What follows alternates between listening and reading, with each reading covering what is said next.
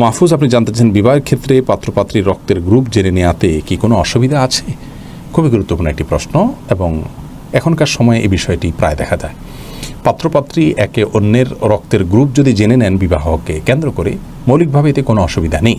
বিশেষ করে রক্তের গ্রুপের সাথে দোনোজনের রক্তের গ্রুপ একরকম হলে, বিশেষ কোনো রক্তের গ্রুপ হলে সেখানে সন্তানের জন্মের ক্ষেত্রে কোনো প্রভাব পড়ার সম্ভাবনা আছে কিনা, এর যদি বৈজ্ঞানিক কোনো ভিত্তি থাকে, সে বিষয়গুলোকে মাথায় রেখে যদি ব্লাড গ্রুপ কার কোনটি আছে এটি জানতে চাওয়া হয়, তাতে কোনো অসুবিধা নেই। নবী সাল্লাল্লাহু আলাইহি ওয়াসাল্লাম বিবাহের আগেই নির্দেশ করেছেন যেন আমরা দেখে নেই, যাচাই করে নেই। ফানজুর ইলাইহা, তাকে দেখে নাও, নবী সাল্লাল্লাহু আলাইহি ওয়াসাল্লাম বলেছেন।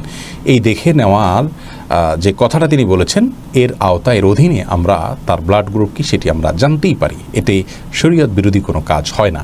কিন্তু মনে রাখতে হবে, এখানে যদি কোনো প্রকার কুসংস্কারাচ্ছন্ন বিশ্বাসের জায়গা থেকে বা কোনো শুভ অশুভ এরকম কোনো অবৈজ্ঞানিক অযৌক্তিক কোনো হাদিস সমর্থন করে না এমন কোনো ধারণা থেকে যদি কেউ ব্লাড গ্রুপ জানতে চান, সেটি অবশ্যই নিন্দনীয় এবং পরিত্যাজ্য।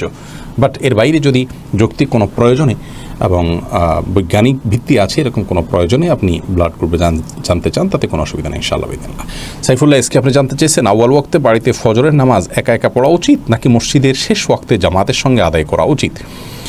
ভাই সাইফুল্লাহ, জামাতের সাথে সালাত আদায়ের গুরুত্ব ইসলাম শরীয়তে অনেক বেশি, এবং বিশুদ্ধ মত অনুযায়ী সেটি ওয়াজিব। আর আউয়াল ওয়াক্তে বা সালাতের শুরুর দিকে সালাত আদায় করা এটা বড় জোর মুস্তাহাব বা সুন্নাহ পর্যন্ত টিকবে। সেক্ষেত্রেও আবার কোনো কোনো সালাতে নবী আলাইহিস সালাম বিলম্ব করে সালাত আদায় করাকে উত্তম বলেছেন। যেমন এশার সালাতের কথা আমরা বলতে পারি, এটি একটু বিলম্ব করে, রাতের 1/3 অংশ পর্যন্ত বিলম্ব করে আদায় করাটাই উত্তম এবং মুস্তাহাব। সকল সালাতেই যে সাধারণভাবে আউয়াল ওয়াক্তে পড়া মুস্তাহাব, বিষয়টি কিন্তু সেরকম নয়। যাই হোক, তারপরে আমরা মৌলিকভাবে যদি বলি যে আউয়াল ওয়াক্তে সালাত পড়া মুস্তাহাব, এটি সাধারণ কথা, এক্সেপশন কিছু বাদ দেয়। তো এই সাধারণ কথার উপরে আমল করতে গিয়ে যদি আপনার জামাত তরক হয়, তাহলে জামাত তরক করাটা ওয়াজিব। সুন্নত রক্ষা করতে গিয়ে যদি ওয়াজিব ছুটে যায়, অবশ্যই আপনাকে ওয়াজিবকে প্রায়োরিটি দিতে হবে, সুন্নাহকে বাদ দিতে হবে। নবী সাল্লাল্লাহু আলাইহি ওয়াসাল্লাম মসজিদে এসে যারা সালাত আদায় করে না, তাদের ব্যাপারে ভয়াবহ সতর্কবার্তার কথা বলেছেন, এবং তিনি বলেছেন তাদের বাড়িতে আমি আগুন লাগিয়ে দিতে চাই।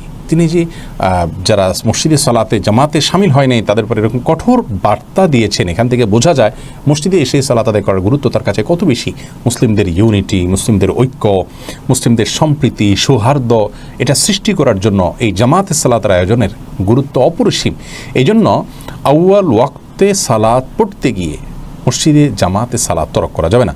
এক্ষেত্রে সহিহ মুসলিমের যে হাদিস আছে, আসরের সালাতকে অনেক দেরিতে পড়বে এক সময় মানুষ, তখন তোমরা সময় মতো পড়ে ফেলবে, পরে ইমামকে পেলে সালাত আদায় করবে, না হলে এই ব্যাপারে একটা ভুল ব্যাখ্যা আমরা অনেকে দিয়ে থাকি। আসলে নবী সাল্লাল্লাহু আলাইহি ওয়াসাল্লাম সেখানে বলেছেন আসরের সালাতকে এত দেরি করে পড়বে যে সেটাকে প্রায় মেরে ফেলবে, অর্থাৎ একদম শেষ প্রান্তে নিয়ে সালাত চলে যাচ্ছে এরকম অবস্থা নিয়ে যাবে।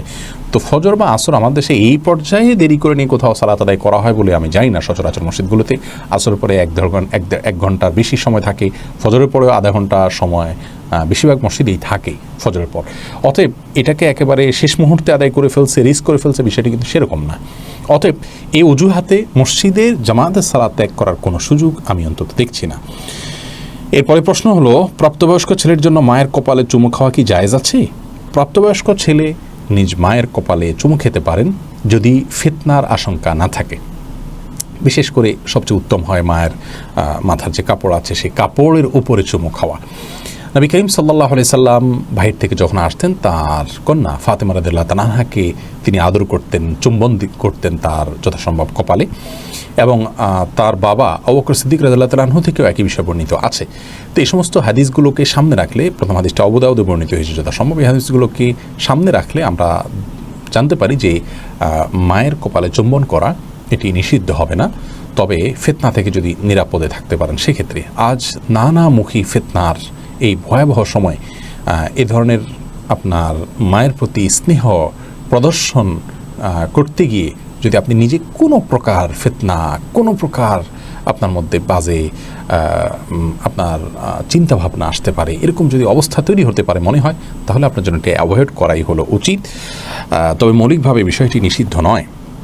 এরপর শফিউল্লাহ মাহবুব জানতে চেয়েছেন, ওয়াশিং মেশিনে নাপাক কাপড় ধোয়া হলে তা কি পাক হয়ে যাবে? পাক না হলে এর জন্য অন্য পবিত্র কাপড় ধোয়া হলে তা কি পাক থাকবে? অটোমেটিক যে ওয়াশিং মেশিনগুলো আছে, সে ওয়াশিং মেশিনগুলোতে আমি যতটুকু জানি যে সেগুলোতে একদিক থেকে পানি আসে, আরেকটা পাইপ দিয়ে পানি চলে যায়, পানি এসে ভরে যায়, এরপরে ধোয়া হয়, তারপর পানি চলে যায়, আবার পানি আসে, এভাবে 3বার হয়। যদি 3বার এভাবে হয়ে যায় ইনশাআল্লাহ বিদিনিল্লাহ কাপড় পবিত্র হয়ে যাবে।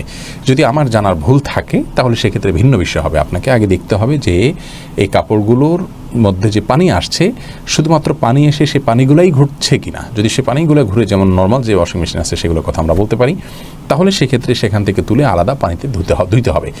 যদি দৃশ্যমান নাপাক হয় তাহলে নাপাক চলে গেলেই কাপড় পাক হয়ে যাবে। আর অদৃশ্যমান নাপাক যেমন পেশাব, এটা দেখে বোঝা যায় না, পানির সাথে মিশে যায়, এরকম যদি হয় তাহলে সেক্ষেত্রে এই নাপাকগুলোকে ইমাম আবু হানিফা রাহিমাহুল্লাহর মত অনুযায়ী 3বার ধুইতে হবে। এবং এই ব্যাপারটি নিশ্চিত করবার জন্য আমরা যদি ওয়াশিং মেশিনে 3বার পানি আসে এবং পানি চলে যায়, একবার আসে পানি ধোয়ার পরে আবার চলে যায় পাইপ দিয়ে, আবার নামে আরেকটা পাইপ থেকে আসে, এবং 3বার যদি হয়ে যায় ইনশাআল্লাহ বিদিনিল্লাহ কাপড় পাক হয়ে যাবে। হাসপাতালে চাকরিজীবী লকডাউনে আইডি কার্ড ব্যবহার করে নিজস্ব কোনো কাজে বের হলে তাতে গুনাহ হবে কি? অবশ্যই গুনাহ হবে এবং এটি অনৈতিক কাজ হবে। মুসলমান কখনো অশুভ এবং অনৈতিক কোনো কাজ তিনি করতে পারেন না। একজন মুসলিম হিসাবে আপনি প্রতারণা করতে পারেন না। আপনি হাসপাতালে কাজ করছেন, আপনি সংবাদকর্মী কিংবা এমন কোনো প্রতিষ্ঠানে কাজ করছেন যে প্রতিষ্ঠানে কর্মরত অবস্থায় আপনি বাইরে যেতে পারেন, সেটি আপনার জন্য অনুমোদিত। তো আপনি সেই কার্ড ব্যবহার করে বাইরে অন্য কোনো ব্যক্তিগত কাজে আপনি গেলেন, আপনার ডিউটির কোনো কাজে গেলেন না, আপনি কার্ড শো করলেন পথে পুলিশকে যে আপনি অমুক হাসপাতালে কাজ করছেন, অর্থাৎ আপনি বোঝালেন যে আপনি হাসপাতালের ডিউটিতে আছেন। এটি কিন্তু এক ধরনের অনৈতিকতা।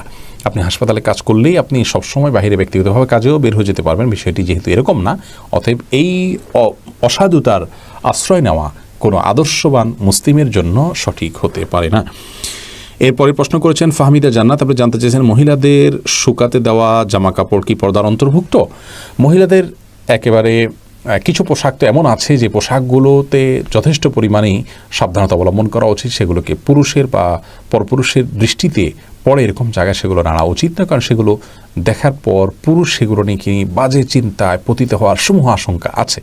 আর এর বাইরে সাধারণ পোশাক আশাক যেগুলো আছে সেগুলো যথাসম্ভব পুরুষের দৃষ্টির আড়ালে বা সবাই দৃষ্টিতে পড়বে এরকম জায়গাতে না নেড়ে একান্তে সেটাকে বাসার বারান্দা টারান্দা এমনভাবে নাড়া উচিত যেখানে আসলে অন্যদের দৃষ্টিতে সেভাবে পড়বে না। যদি পরের দৃষ্টিতে তাহলে এটি কোনো গুনাহ হয়ে যাবে বড় ব্যাপারটা এরকম না, কিন্তু তাকওয়ার খেলাফ হবে সন্দেহাতীতভাবে। কারণ এমন একটা ফিতনা সংকুল সময় আমরা পার করছি যখন নারীদের এই পোশাক আশাকগুলো এভাবে ভেজা যখন নাড়া হবে সেগুলো দেখেও বাজে চিন্তা করার স্কোপ মানুষ পাবে, আরও নানাবিধ ক্ষতিকর দিক এগুলোতে আছে, এই জন্য এটা অ্যাভয়েড করাটা উত্তম।